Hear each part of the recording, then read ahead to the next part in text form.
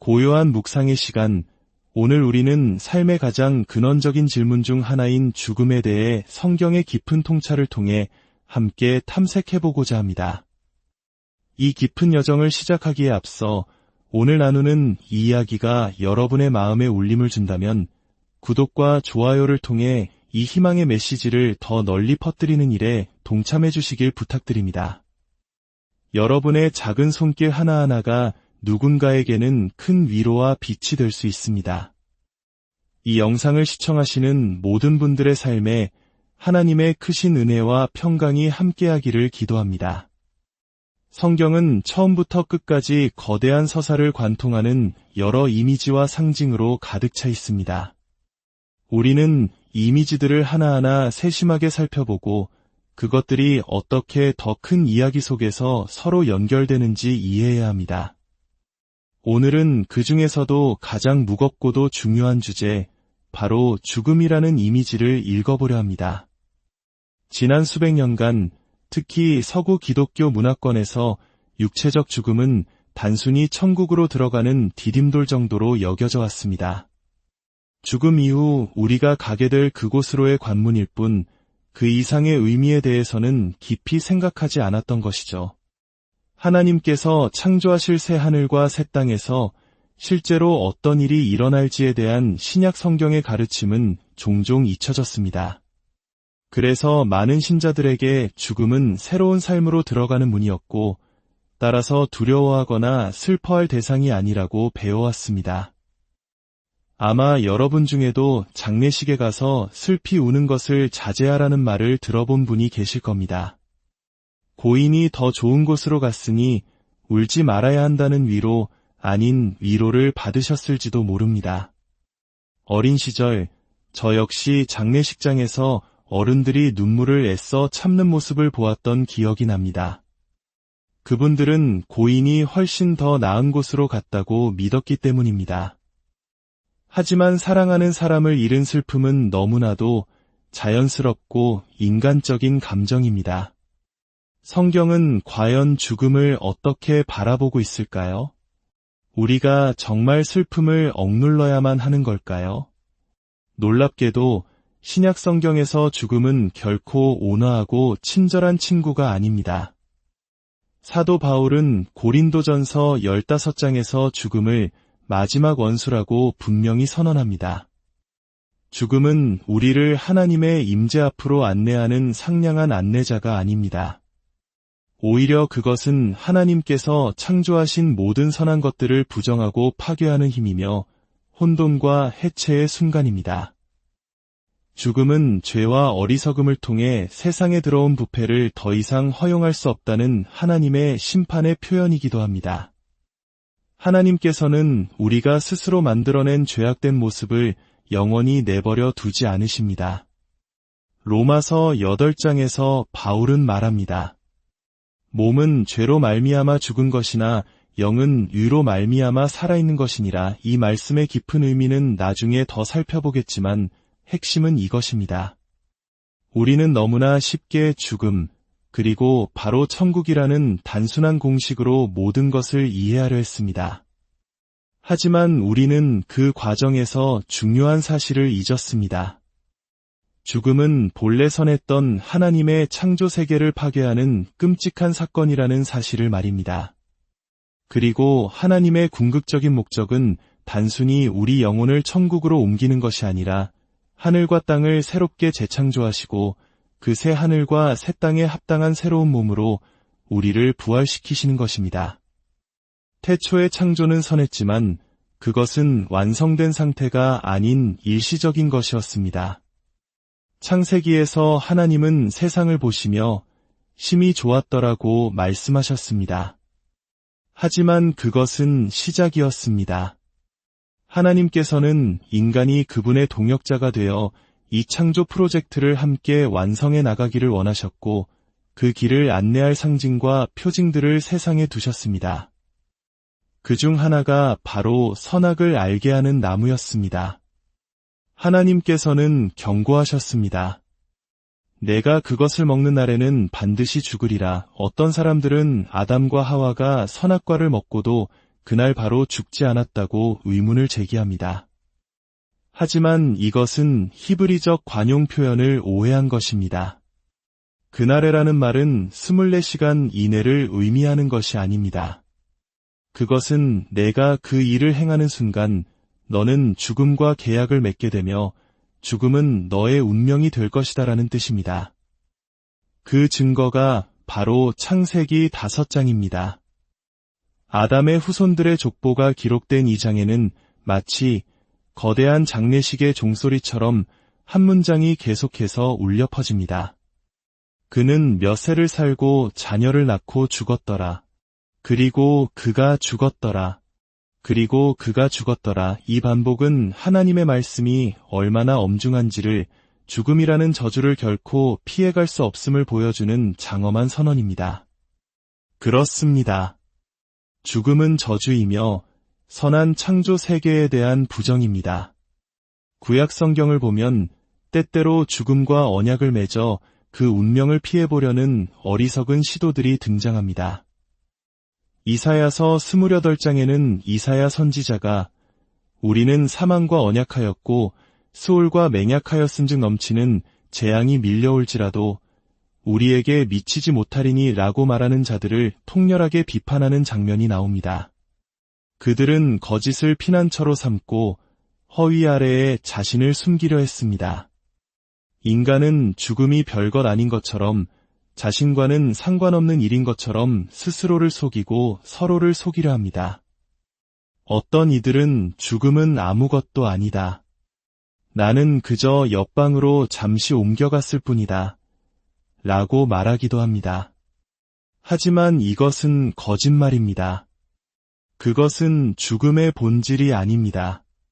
사랑하는 사람이 방금 세상을 떠났을 때 잠시나마 그렇게 느껴질 수는 있겠지만 사실 죽음은 심장이 찢어지는 듯한 끔찍하고 고통스러운 사건입니다. 죽음은 선한 것의 파괴이며 결코 쉽고 평탄한 과정이 아닙니다. 하지만 구약 성경은 절망 속에서도 희미한 희망의 빛을 보여줍니다. 바로 죽음으로부터의 구원입니다.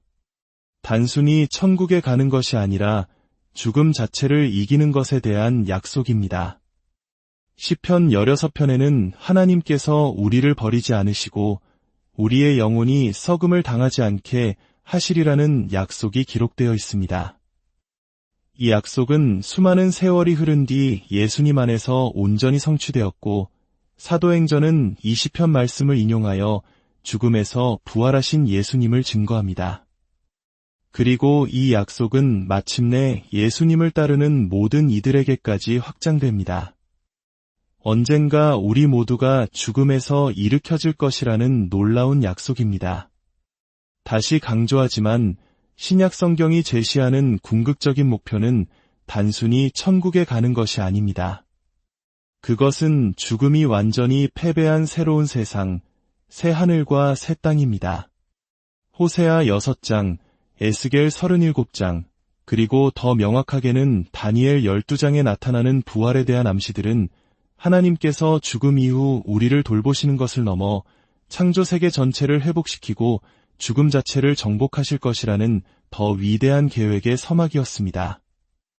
이 모든 소망의 근거는 하나님이 선하신 창조주이시며 모든 것을 바로잡겠다고 약속하신 분이라는 믿음에 있습니다. 만약 선한 창조주로서의 하나님을 믿지 않는다면 이 세상은 그저 혼돈스러운 우연의 산물일 뿐이고 우리는 이 세상으로부터 탈출하는 것이 최선일지도 모릅니다. 혹은 하나님이 세상을 선하게 창조하셨지만 이제는 모든 것을 바로잡을 의지나 능력이 없다고 믿는다면 역시 부활의 소망은 의미가 없어집니다. 결국 죽음이 최후의 승자가 될 것입니다. 그러나 만약 하나님이 선한 창조주이시며 모든 것을 바로 세우실 공의로운 심판자이심을 믿는다면 부활은 필연적인 결론입니다. 죽음은 반드시 패배할 것입니다. 이 소망은 신약 성경에서 예수 그리스도를 통해 폭발적으로 드러납니다. 예수님께서 선포하신 하나님 나라, 즉 하나님의 뜻이 하늘에서와 같이 땅에서도 이루어지는 그 나라는 죽음에 대한 정면 도전이었습니다. 예수님의 짧지만 강렬했던 공생의 기간 동안 행하신 치유와 기적들은 모두 생명에 대한 긍정이었고 죽음에 대한 부정이었습니다. 요한복음 11장, 예수님께서 그의 친구 나사로의 무덤 앞에서 눈물을 흘리신 장면을 기억해 보십시오. 그분은 나사로를 다시 살리실 능력이 있음을 알고 계셨습니다. 그럼에도 불구하고 우셨습니다. 왜일까요? 죽음이 얼마나 잔인하고 추악하며 한 가정과 공동체에 얼마나 깊은 상처를 남기는지를 보시고 비통해하셨기 때문입니다. 그러나 그 슬픔 속에서 예수님은 완전히 새로운 시대가 도래했음을 선포하십니다. 나사로의 누이 마르다가 주께서 여기 계셨더라면 내 오라버니가 죽지 아니하였겠나이다 라고 말했을 때 예수님은 내 오라비가 다시 살아나리라고 답하십니다. 마르다는 마지막 날 부활 때에는 다시 살아날 줄을 내가 아나이다 라며 미래의 소망을 이야기합니다. 그때 예수님께서 인류 역사상 가장 위대한 선언을 하십니다. 나는 부활이요 생명이니 나를 믿는 자는 죽어도 살겠고 무릇 살아서 나를 믿는 자는 영원히 죽지 아니하리라. 부활은 더 이상 먼 미래의 사건이 아닙니다. 부활 그 자체가 인격이 되어 지금 바로 당신 앞에 서서 말씀하고 계신다는 것입니다. 죽음은 더 이상 마지막 발언권을 갖지 못합니다. 따라서 부활은 죽음이 가져온 파괴를 하나님께서 무효로 만드시는 사건이며 이것은 용서와 깊이 연결되어 있습니다. 죽음은 인간이 하나님께 반역했기 때문에 찾아왔습니다. 부활과 용서는 손을 맞잡고 함께 갑니다. 그것은 보라, 내가 만물을 새롭게 하노라는 하나님의 선언입니다. 이 놀라운 진리는 오늘을 살아가는 우리에게도 적용됩니다. 로마서 6장에서 바울은 우리가 세례를 통해 그리스도와 함께 죽고 또한 그와 함께 다시 살아났다고 말합니다. 만약 당신이 세례를 받고 믿는 그리스도인이라면 당신은 이미 사망에서 생명으로 옮겨졌습니다. 이것은 요한복음 5장 24절에서 예수님께서 직접 하신 약속이기도 합니다. 내 말을 듣고 또 나 보내신 이를 믿는 자는 영생을 얻었고 심판에 이르지 아니하나니 사망에서 생명으로 옮겼느니라. 그렇기에 우리는 육체적 죽음 이후 잠시 그리스도와 함께 거하는 생명을 누리다가 마침내 완전한 부활 생명의 충만함에 이르게 될 것입니다. 물론 극심한 고통 속에 있는 말기 환자들을 곁에서 지켜볼 때 때로는 죽음이 그 고통을 끝내주는 친절한 친구처럼 보일 때도 있습니다. 저 또한 임종을 앞둔 분들의 병상 곁에서 그 순간이 마치 안도의 한숨과 같은 복된 해방으로 느껴지는 것을 본 적이 있습니다. 그것은 인간적인 현실입니다. 하지만 더 큰 그림에서 보면, 신학적으로 보면 죽음은 결코 친절한 친구가 아닙니다. 죽음은 마지막까지 싸워 이겨야 할 원수이며 새하늘과 새 땅은 그 원수에 대한 하나님의 최종적인 승리 선언입니다. 우리는 이사야 28장의 어리석은 자들처럼 죽음과 언약을 맺고 괜찮아, 다 괜찮을 거야 라고 스스로를 속여서는 안 됩니다. 아닙니다. 죽음은 타협의 대상이 아니라 패배시켜야 할 적입니다. 그리고 그 적은 이미 예수님의 십자가와 부활을 통해 결정적으로 패배했습니다. 마침내 하나님께서 새 하늘과 새 땅을 만드시는 그날 죽음은 영원히 사라질 것입니다. 그리고 우리는 바로 지금 이 현재의 삶 속에서 죽음의 세력을 거부하고 생명의 백성으로 살도록 부름받았습니다. 사랑하는 여러분, 죽음이 끝이 아니라는 진리를 굳게 붙드시길 바랍니다. 죽음은 우리 주 예수 그리스도 안에서 이미 패배한 원수입니다. 우리의 소망은 막연한 사후 세계가 아니라 하나님의 선한 창조 세계가 온전히 회복되고 우리 자신이 영광스러운 몸으로 부활하는 것입니다. 오늘 하루 그리고 여러분의 남은 모든 날들을 죽음의 두려움 속에서가 아니라 그리스도를 통해 우리에게 이미 주어진 생명의 승리 안에서 힘차게 살아가시기를 축복합니다. 여러분과 여러분의 가정 위에 하나님의 놀라운 평강과 은혜가 늘 함께하기를